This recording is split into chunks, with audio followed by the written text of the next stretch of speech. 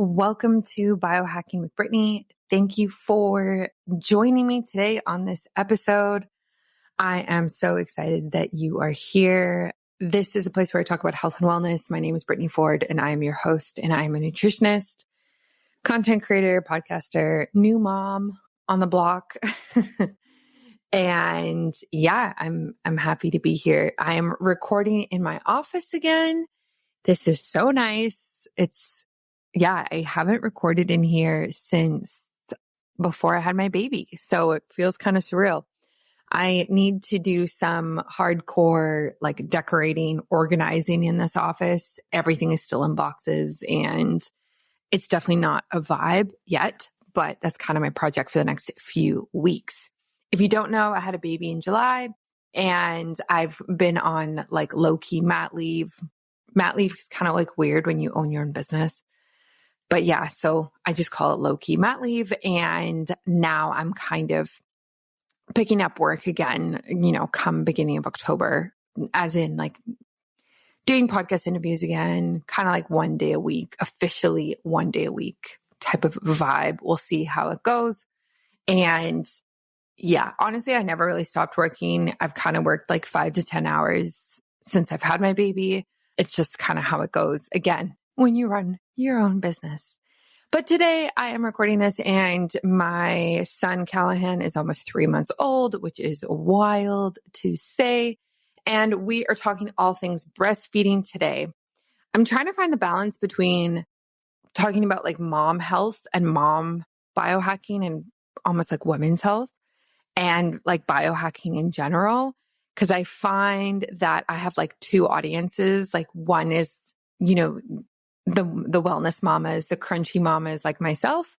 And then the other are hardcore biohackers who are into all the different modalities and things like that, which I kind of go into both categories. So I'm trying to bring in episodes that support women and moms and also are into biohacking as well. So the content's going to kind of be mixed for the next several months. We're going to just go with it. We're going to see where the show goes. Stay tuned, subscribe if you haven't already.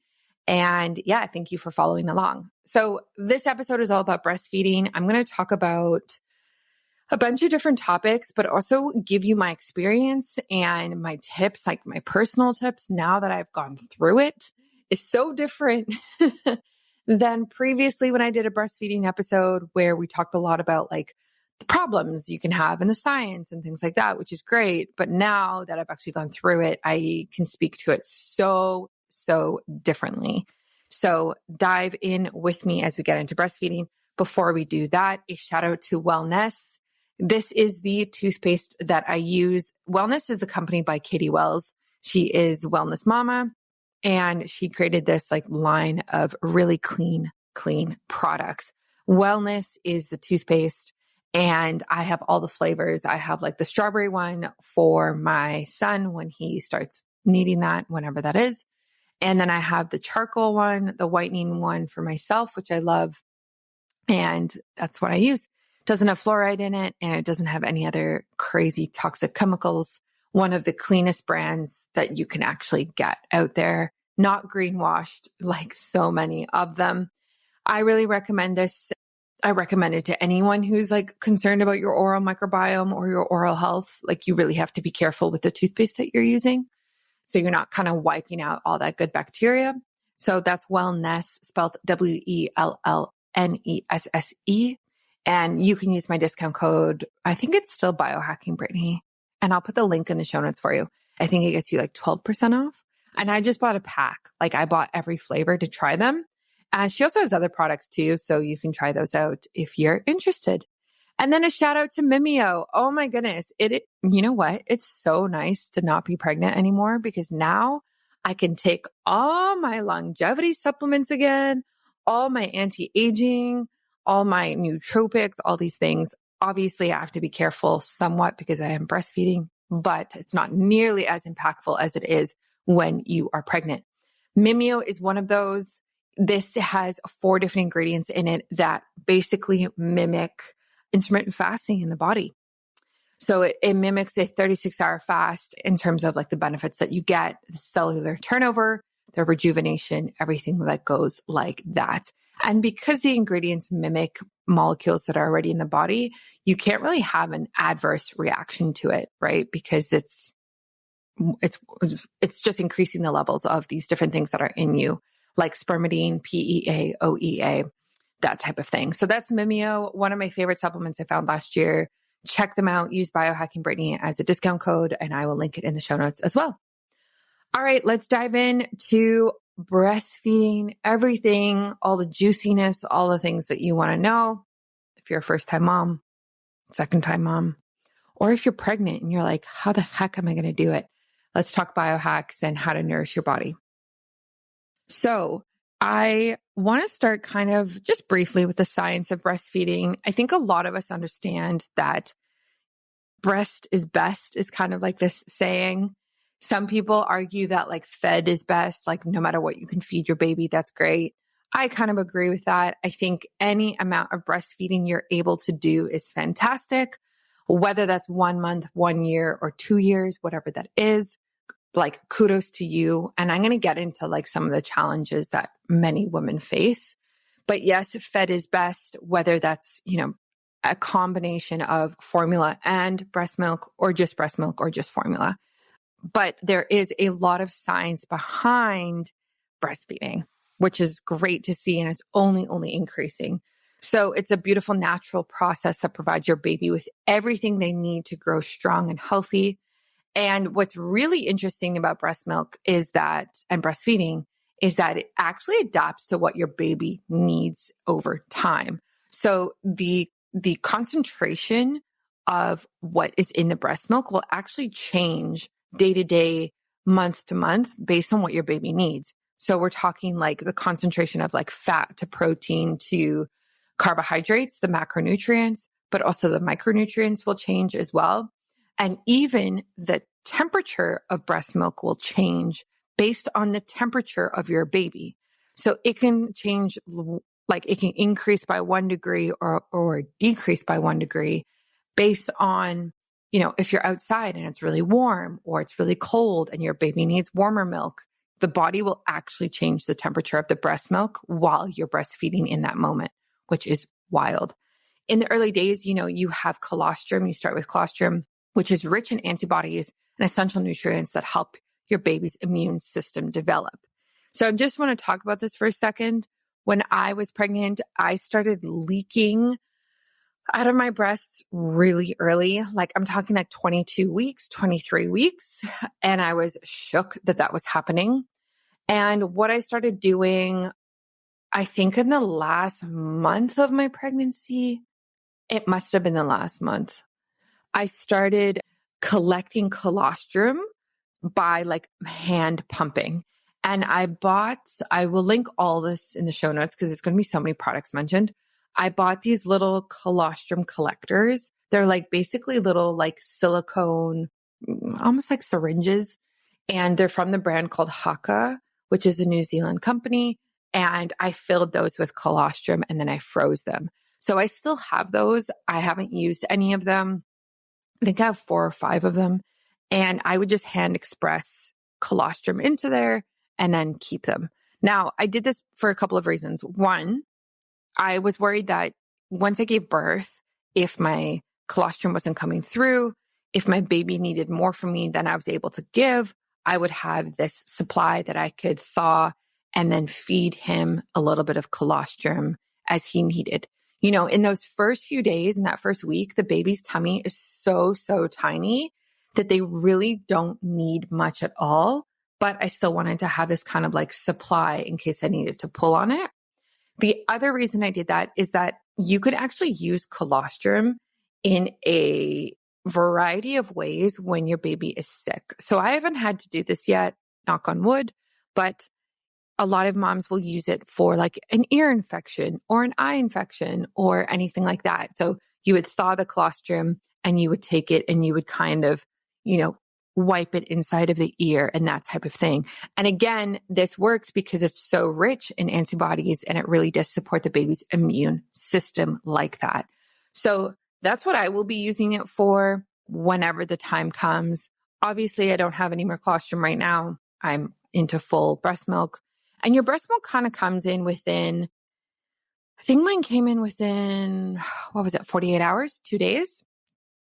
And I'm so thankful for that because it was really hard when it didn't come in. Now, the mom's body and the baby really do work in tandem. They really are synced up. However, I still felt like my son wanted more from me than my body was able to give. Now, that might not have actually been true, but that's how I felt because he just seemed like he was hungry and wanted more. And essentially, my milk supply came in and then things got a lot easier for both of us, thankfully. So as your baby grows, your milk transitions to mature milk, which contains the perfect balance of fat, protein, and carbohydrates and nutrients to support your baby's growth and brain development. I think typically it's about, and you'll see this in your jar or however you're like storing your breast milk when it separates. I think it's about 10% of breast milk is fat. And then the rest is water. And in that water is like all the nutrients, protein, everything else like that, carbohydrates. There's even research showing that breast milk can change in composition when your baby is sick, providing more immune boosting properties to help them recover faster. So we can see this, especially as milk will actually change color. So if your baby's sick and you need to be providing more, antibodies and immune boosting properties, your milk will go a bit more yellow, orange, or even green to really help support the baby during that time.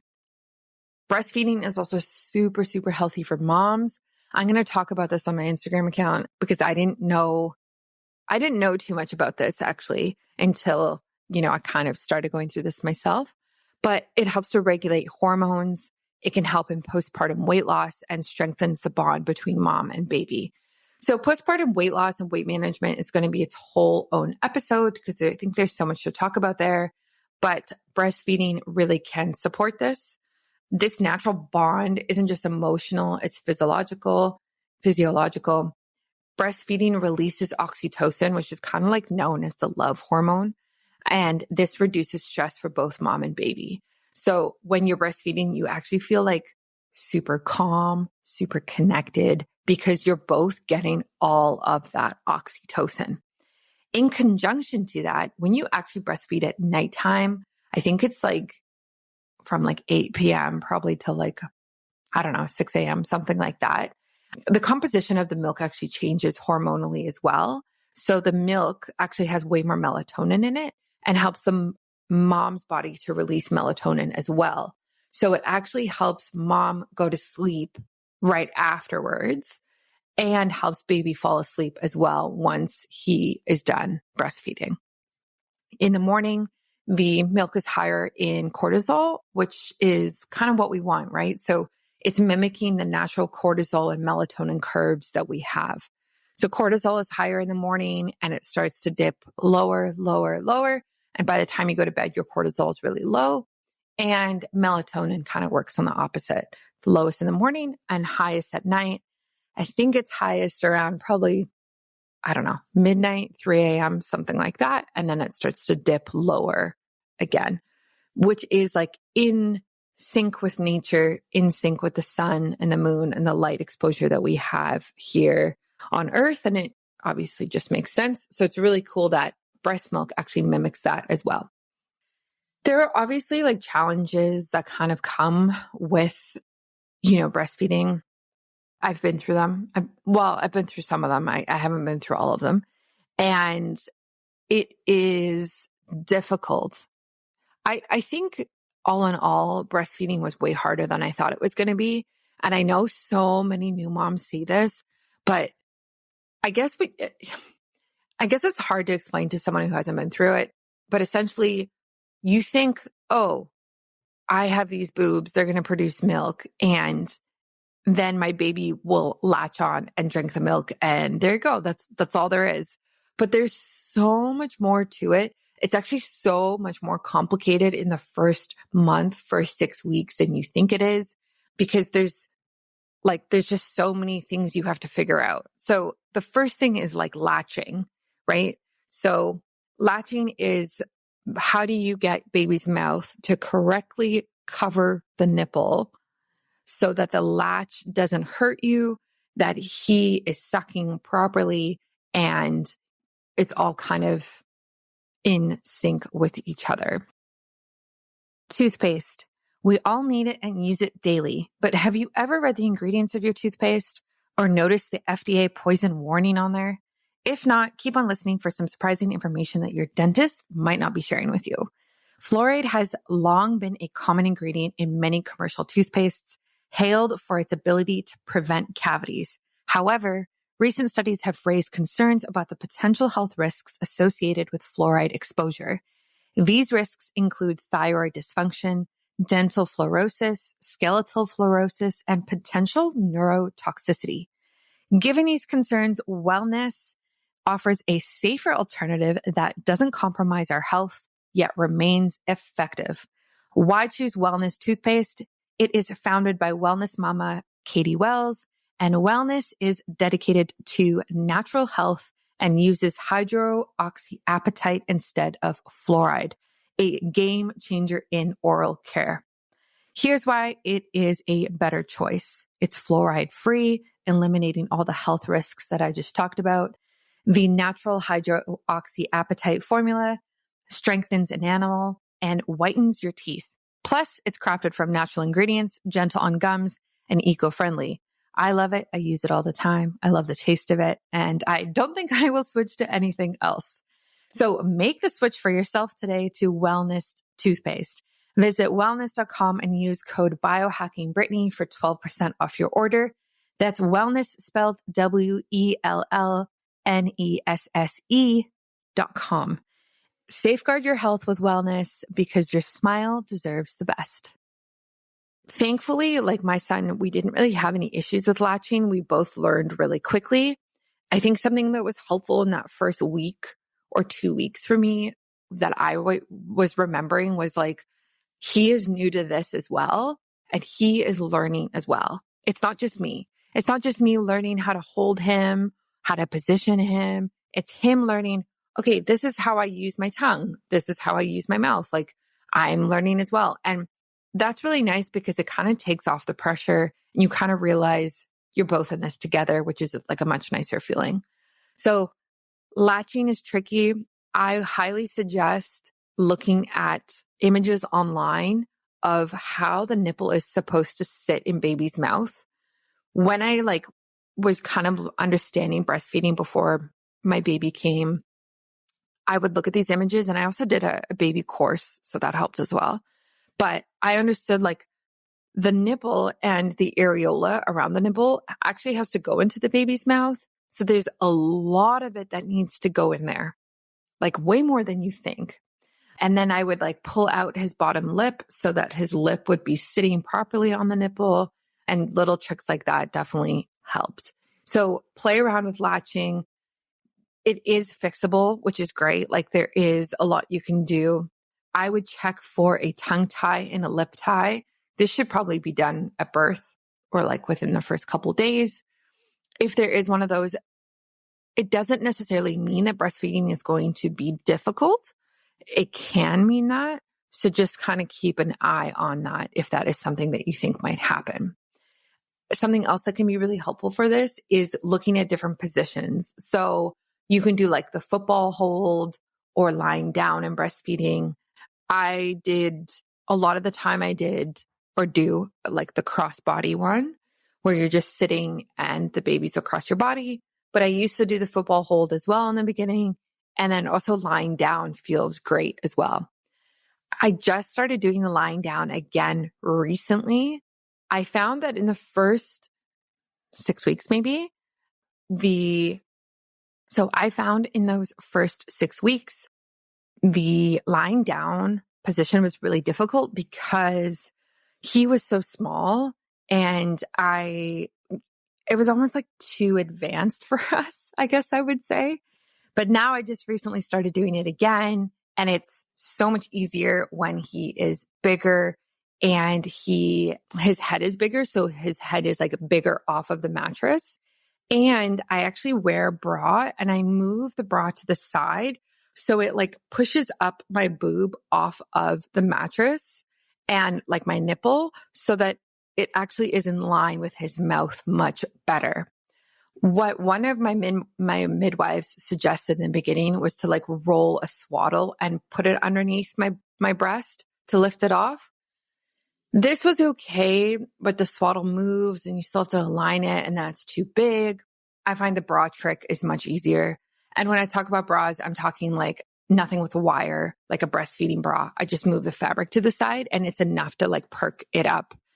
Obviously, everyone's breasts are different. This is just what I had to do to make things kind of align a lot easier. I will say the lying down position is fabulous for your back.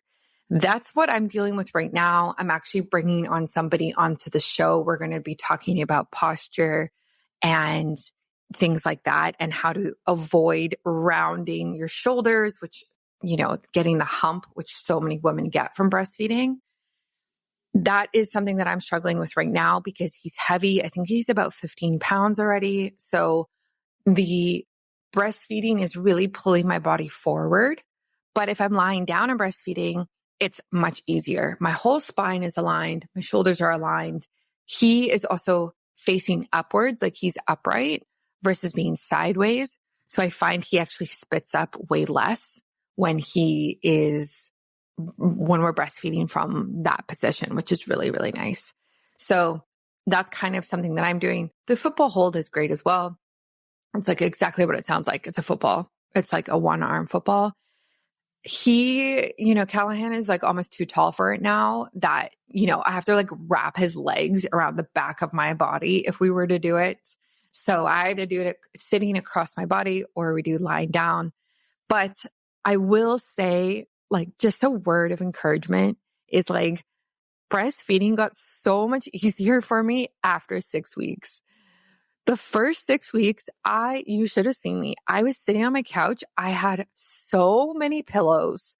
I was like, okay, I need water, pillow over here, pillow over here, pillow over here. Like I was surrounded, and he was so fragile and small. He wasn't even that small. He was like 8 pounds, but I was just like, oh my gosh, okay, I need all of these things.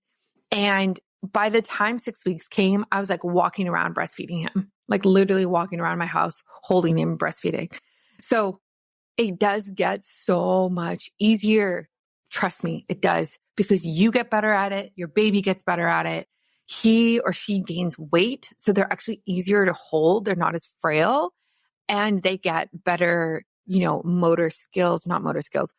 They're able to hold up their head better. They're able to hold their body better. So it definitely does get easier in terms of latching and holding. Next, I want to talk about milk supply. This is such an interesting topic. If you are struggling with low milk supply, consider adding specific foods and herbs to your diet, which can help boost production. So a lot of women love oatmeal for this, as well as foods like leafy greens, flax seeds, and nuts. Some moms swear by lactation teas containing herbs like fenugreek and blessed thistle. I did use a lactation tea. I will link it in the show notes. It's the one, pretty sure it's just called, it's called Mother's Milk. That's what it's called. And it's pink. I'll put it in the show notes. It's organic. And I loved using this. I actually made a massive batch of it and I had it as iced tea because it was in the summer and it was easy to just like pour myself a glass every day compared to like brewing a new cup. So I definitely want to talk about this. I found that I thought I had low milk supply because I felt like, he always wanted more food and I wasn't able to provide it. And that simply just like was not true. It was more of like me just like not being experienced and not understanding kind of how it was all working. I guess, again, for me, my supply really regulated at around 6 weeks. And I know that's pretty normal for most women. I have a higher supply in the morning and a lower supply at night. Again, that is normal and to be expected. Prolactin is the hormone that produces breast milk. The prolactin is highest from midnight to 6 a.m. So typically you wake up, depending on how much you fed and breastfed like throughout the night, with breasts that are really full. And then it kind of decreases over the day. Your prolactin levels are not high during the day. You're obviously breastfeeding who knows how much. And then it's lower at night. And so I kind of went through this cycle of like, by the time it was 7 p.m. and I was trying to put him to bed, I was like, oh my gosh, there is nothing left in my breasts for this baby. And sometimes I would give a bottle.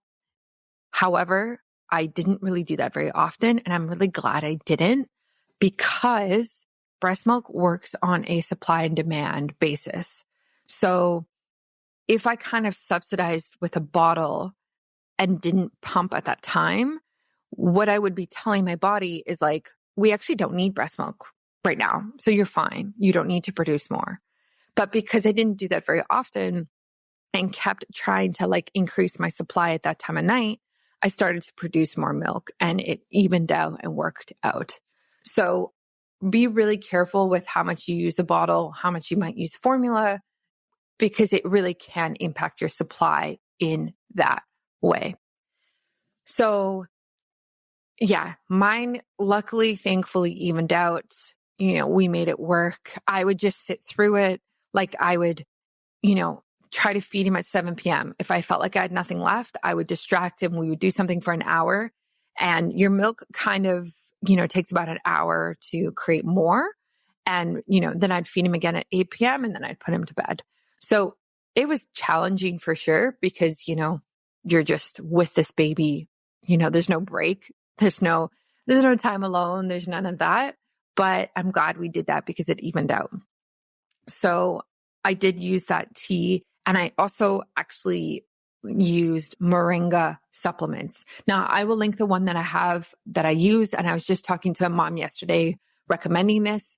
This was a recommendation from my midwife. So I do know, honestly, I don't think this is a very popular recommendation right now, but I do know that people in, Asia typically use moringa for breast milk.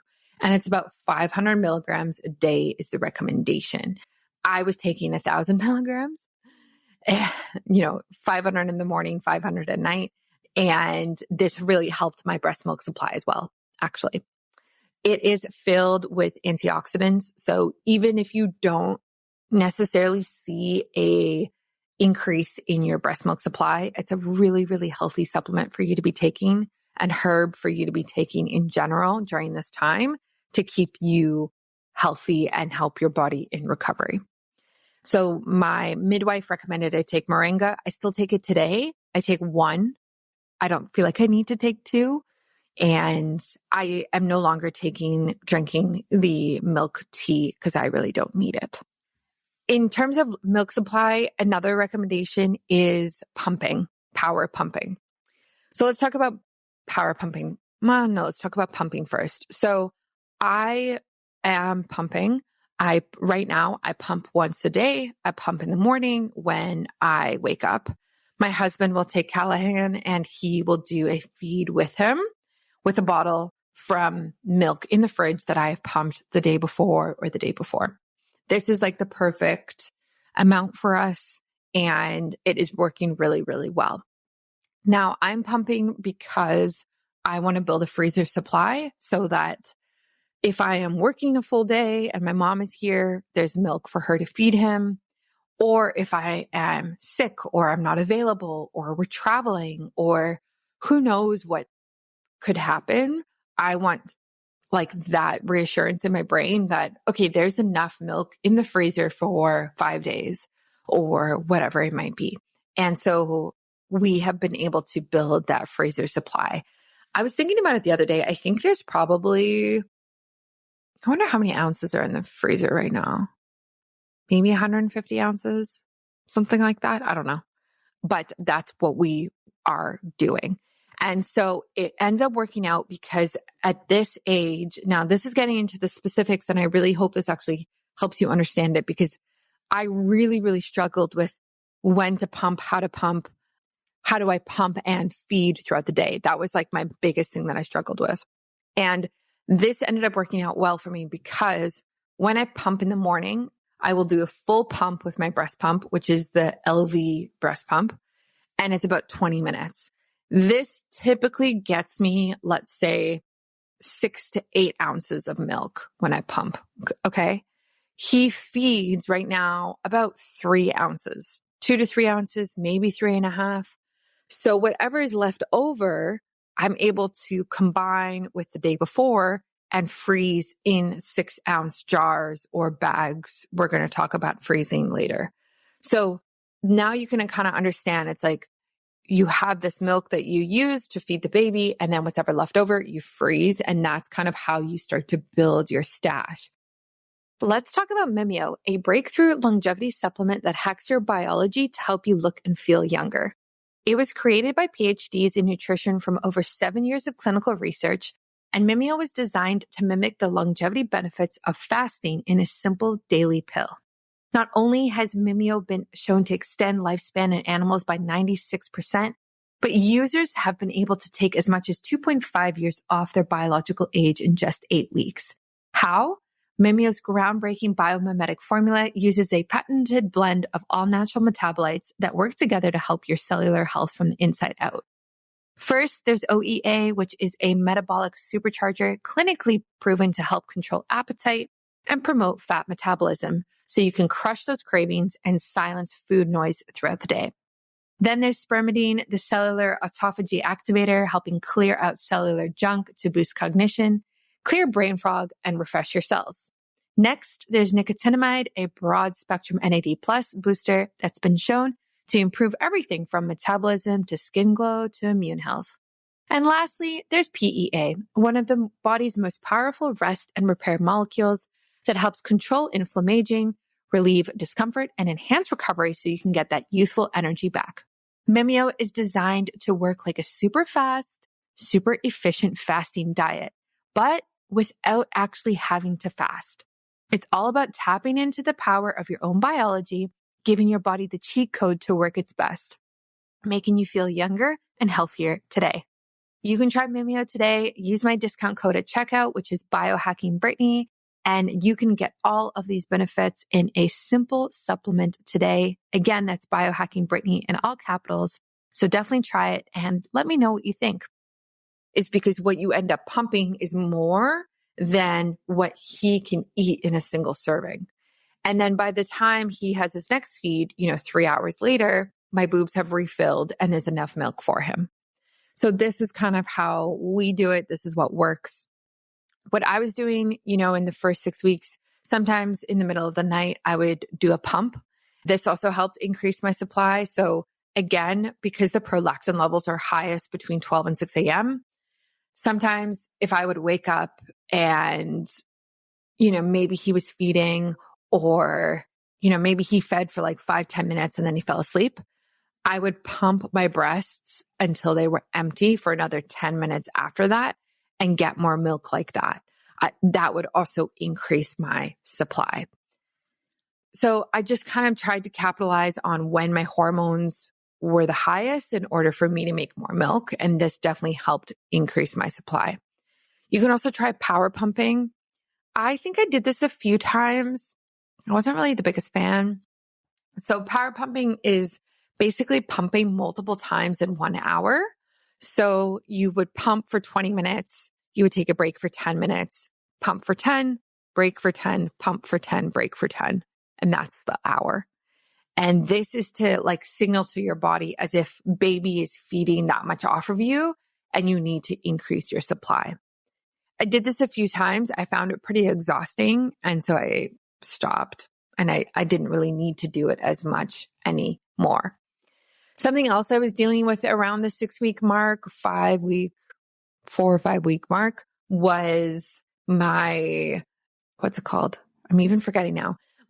My nipples would go white. And so they would I think it's called blanching of the nipples. And especially after using my breast pump, it wouldn't happen when he would breastfeed, but it would happen after the breast pump. And so I was worried about, blood flow to the nipple. Why are they blanching? Why are they going white? And essentially, it sounds bad, but essentially it kind of just went away. Like everything kind of regulated.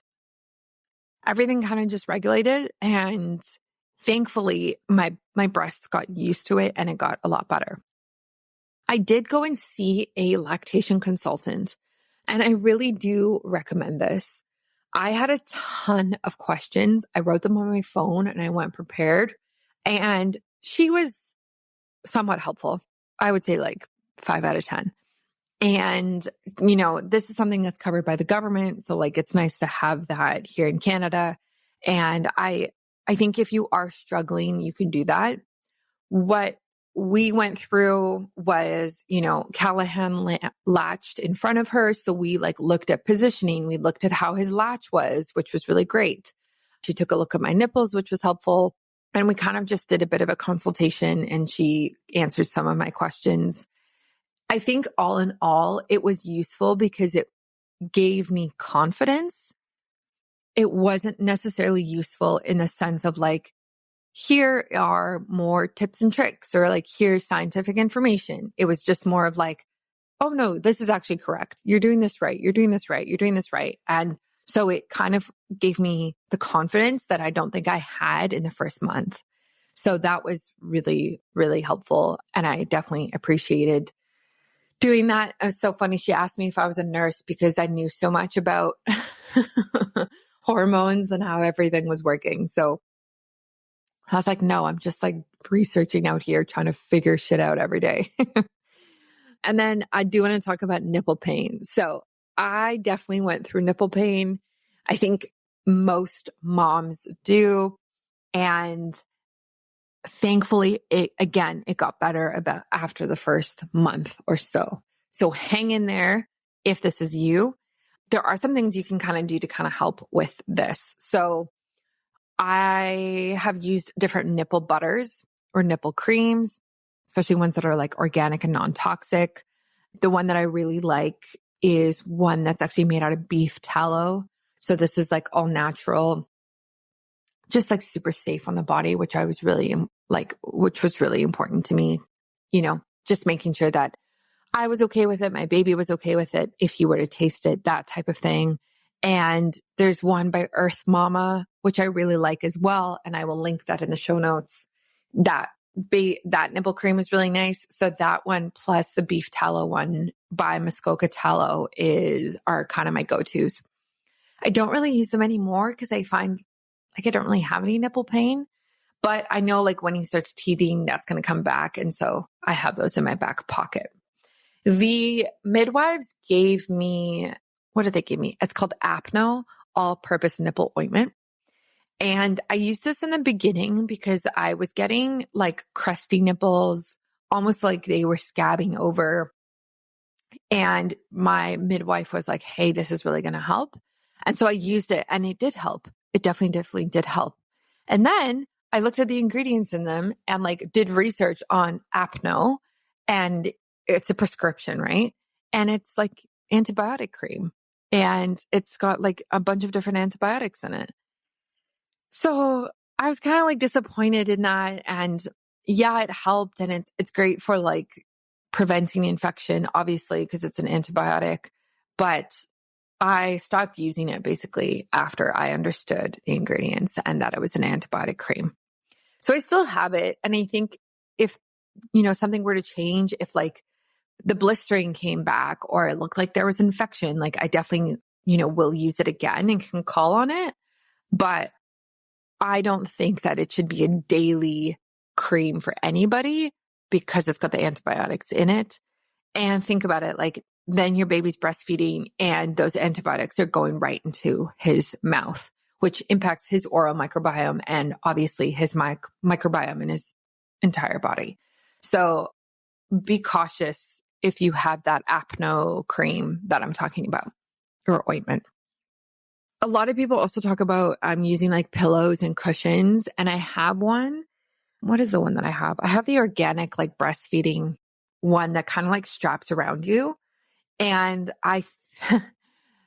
It is helpful. However, as somebody who unfortunately had a C-section, it was really tender and painful on my abdomen.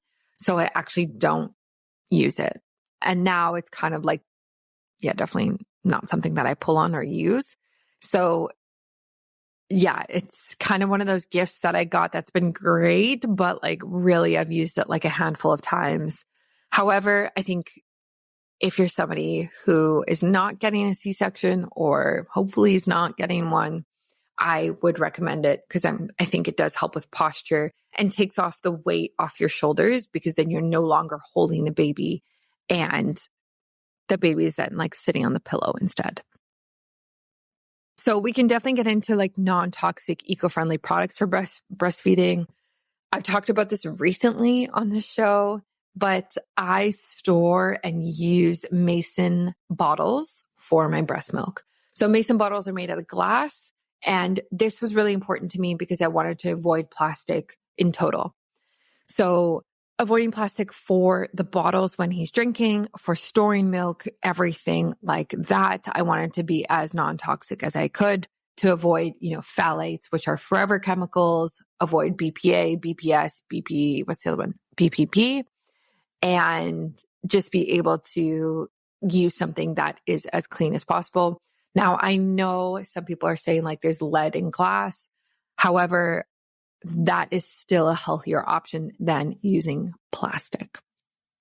So that's kind of what we use. And I pump right into the bottles and then I will store the bottle. I put a little label on it. I have this this roll of labels I got off of Amazon that stick to glass and then they just rub off. Like you can wash them right off the glass. So I put the date and then I freeze them, or I just put it right in the fridge. And then that's what we use for a bottle, in the next morning, that type of thing. Now, a mason bottle does have like nipples that come right on top of it. Like you can kind of attach it and it becomes a bottle itself. However, we found that the letdown, which is like how fast the milk comes out, was too fast with these for Callahan. So I actually went and bought different glass bottles. So I have the Philips Advent ones, which are super popular. And then I have the Dr. Brown's? Is that what it is? Ones, the glass ones as well. So we kind of like rotate between those and those are great. They're very much designed to be much slower. So he's feeding over like 10, 20 minutes versus like chugging it down in a few minutes and then gagging a bunch because he's got a bunch of gas in his belly and that type of thing. You could also go stainless steel, but we decided not to do that. The breast pump, I know I briefly mentioned it. The breast pump that I use is the LV breast pump. This is a hands-free one. So it suctions onto your boobs and you put it in I use a breastfeeding bra, and then it holds it in really nicely. I use, for this bra, I use a really cheap one from Amazon that's like full coverage. So it really holds the breast pump nicely and tight. And then I pump through that. LV is one of like the lower EMF ones, which was important to me and has like healthier types of chemicals or less chemicals than some of the other ones. And it doesn't plug in. That was the biggest thing, right? Like think about it. If you have a pump that plugs into the wall, like that is so much EMF that you are putting on your body right there. So this, instead, I charge it and then I use it and it's hands-free. I can walk around. Like I was in my office just pumping right before recording this, and it's super easy in that way. There are definitely like special considerations for breastfeeding moms that we have to talk about, things like mastitis, which is an infection of the breast tissue. The biggest recommendation with that is actually to continue breastfeeding. So this has not happened to me, but I think this is because it helps to basically clear out the infection rather than letting it fester and you stop breastfeeding.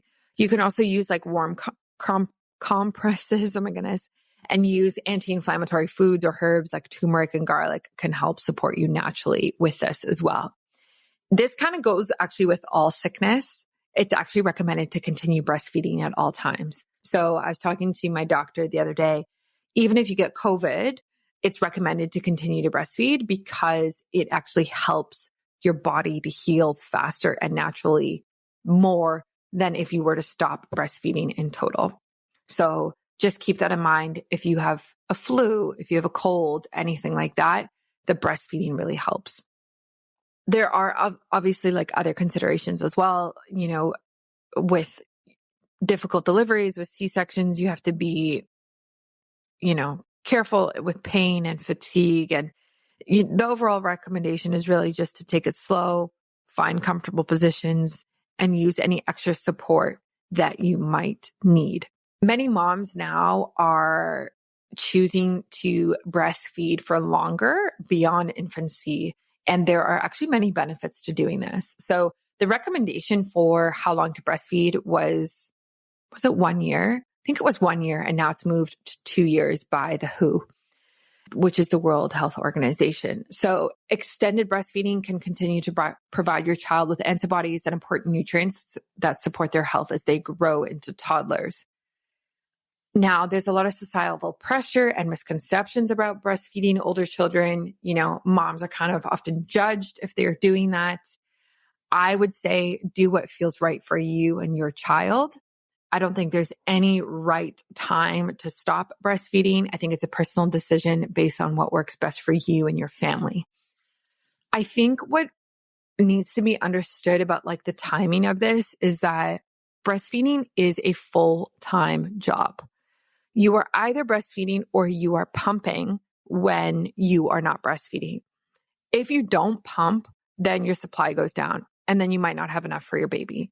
So even if you go back to work, like for myself, like when I'm going back in October, like one full day, maybe it's a half day, whatever it is, I either have to stop and feed during that time, or he takes a bottle and I have to pump at that same time that he's taking that bottle, because otherwise my supply will change. So you have to really consider this. Like breastfeeding is a full-time job. It is. It takes so much time to do it itself and get good at it. And then it takes so much time to store milk, freeze milk, clean the pump, get new pump parts. Like it's all the time, day in and day out, you're doing this. And so I can understand why many women, just stop. They've had enough. They're mentally exhausted from breastfeeding or pumping or combination, because it is so much management and it's on top of caring for the infant as well. So I understand why women will stop. And then, there's all the issues like we kind of have talked about as well that can go with it, like the nipple pain, the infections, the supply issues, the leaking. Like there's so much that can happen that many women can say, I'm done. Like this is too much for me. Let's get formula. I don't want to do this anymore. Like it would be easier if we had formula to be able to feed our baby. So I don't think there's any judgment either way. I support moms. I think, like I said earlier, any amount of breastfeeding that you're able to do, I think is fabulous, and kudos to you, because it's not easy and it's way harder than most women, most people really think and understand in the beginning. I think if you're able to do the first year, that's incredible. I think if you're able to get it to 2 years, I think that's incredible as well. For me, I'm going to breastfeed for as long as possible, and we'll see how that goes. Solids typically start around 6 months, so at least until 6 months, but I really want to do at least for the year, and then we'll see how I feel next year. If I want to continue, how much do I want to continue, and that type of thing as well, because there are so many benefits for it. And there's even like research, I should find this research about like the longer you breastfeed, the lower the risk of breast cancer for women as well. And then as well, obviously all the benefits for the baby. So all in all, to wrap up, kind of like what I'm saying, I think breastfeeding is one of the most incredible ways to nourish and bond with your baby. It does come with challenges. I hope I provided like some biohacks that can like really kind of help you, whether it's like nutrition, even managing stress, which can impact your supply, or hydration, which we actually didn't even talk about, but you really do need to be hydrated a lot for breastfeeding, like way more than you think. And if you're exercising on top of breastfeeding, you need to be drinking even more. The typical rule for exercise is like 1 liter per 1 hour of exercise. So if you drink a liter of water and you exercise for an hour, that compensates for that 1 hour of exercise, but you still have to drink all of your other water for breastfeeding that you need. And there's calculations online that you can figure out how much water to be drinking. You put in your weight and you put in, I think, maybe the age of your kid or how much you're breastfeeding, and then it'll tell you how much you need. But it's a lot. I think right now mine is supposed to be, I think I'm supposed to be drinking about 1 gallon a day when I did the calculation. So that's a lot. And I think, again, trying these different supplements can help as well. Lactation tea, moringa, making sure you're sleeping, and also just giving yourself so much grace, like so much grace. I wish that I knew that like at 6 weeks, it was going to regulate. I remember texting one of my friends who had a baby about 5 months ago, asking her like so many detailed questions. And it really just did take some time for my body to kind of figure it out, my hormones to kind of chill out a bit after birth and regulate themselves. And then everything kind of regulated. Every mom's journey is so unique. And so it's important to listen to your body and your baby. I hope that this episode was like inspiring and encouraging for you and answered some of your questions. There's no one size fits all approach when it comes to breastfeeding. Do the best you can, and formula is there for a reason. If you need to use it, by all means, use it, as long as you are able to nourish your baby any way that you can. In terms of formula, the brand that I recommend, again, I've never used formula, so take this with a grain of salt, but as somebody who understands nutrition and who is a nutritionist and a biohacker, the brand that I recommend is actually, I think it's called Bobbie. Let me look it up quickly. Yeah, it's called Bobbie. You know what? I'm actually going to try to get them on the show, but this is one of the best formulas I've ever seen. And it's like organic baby formula. It's a great option. They have a whole feeding guide, and I think they're absolutely fabulous. And it's what I would recommend if you are going to use formula. Okay, I hope you enjoyed this episode. Thank you so much for listening, and I will catch you next week for another one. Make sure to follow me on TikTok at Biohacking and on Instagram at BiohackingBrittany. And last little shout out, I do want to say, if you're still listening, I'm going to be in Texas, Austin, Texas at the end of October, beginning of November. If there's any biohackers out there, or you have any biohacking like centers or spas to recommend that I check out, please let me know. Like, I feel like Austin has become such a biohacking hub, and I really just want to maximize my time there. So tell me where to go, what I should do. Hit me up. I really want to know. Thanks for listening to another episode of Biohacking with Brittany. If you're interested in finding the show notes or the sponsors for this episode, you can do so on my website, which is biohackingbrittany.com. Remember to follow me on Instagram, where I'm most active. My handle is @biohackingbrittany. And if you're interested in working together and you want to email me directly, you can do that. My email is info@biohackingbrittany.com. And I look forward to hearing from you and having you tune in next week.